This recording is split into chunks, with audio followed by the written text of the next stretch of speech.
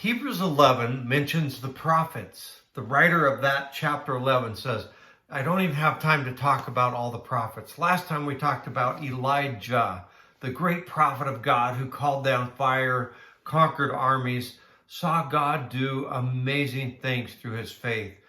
But at the end of his ministry, by faith, he looks at another prophet and knows that God has called him out, a young man who doesn't even know the potential that he has.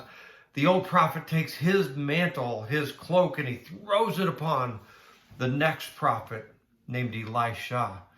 Elisha, of course, feels like he could never measure up, standing in the shadow of the great prophet Elijah. Ever been there? Felt like a grandparent, a parent, a father, a business associate, that they always were going to accomplish so much, but how could I ever be used? Why even try? Well, Elisha comes to Elijah, the older prophet, and he says, I want to ask something. I want to ask that I'd receive the double blessing, a double portion of blessing, which is the first son's blessing, the doubly blessed life. Elijah isn't upset. He doesn't seem frustrated. No ego in the situation. He just says God alone knows who he will bless and how.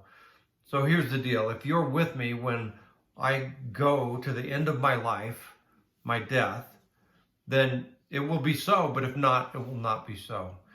Elijah follows Elisha everywhere to the point where Elijah is irritated, but Elisha will not be detoured. He pursues Elijah.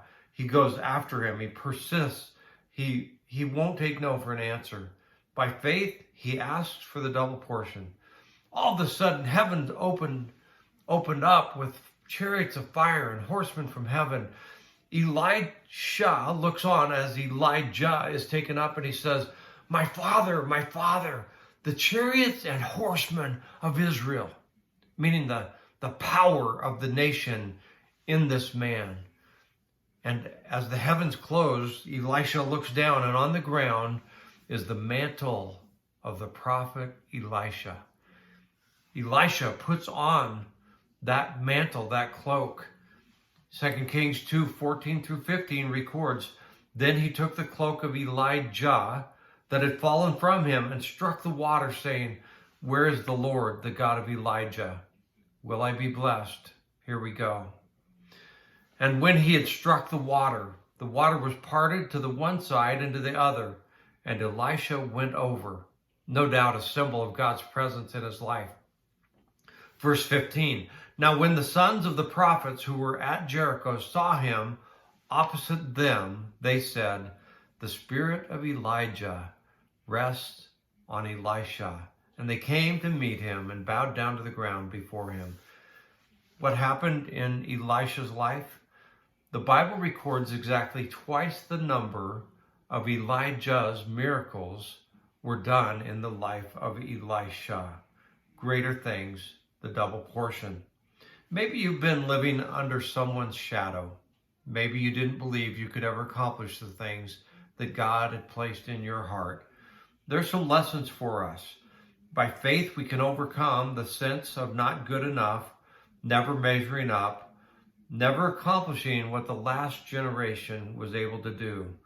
By forging, like Elisha, our own place in God's story to his glory. Living in someone's shadow, needing to step into the sun, ask boldly, persist willingly, and pursue what God has until you receive it. And like Elijah and Elisha after him, live the blessed life. Only God decides how much and how each person is blessed. May you be blessed today with the desire and the ability to receive the double portion. I'm Pastor Tim. This is our one-a-day journey of faith. God bless you.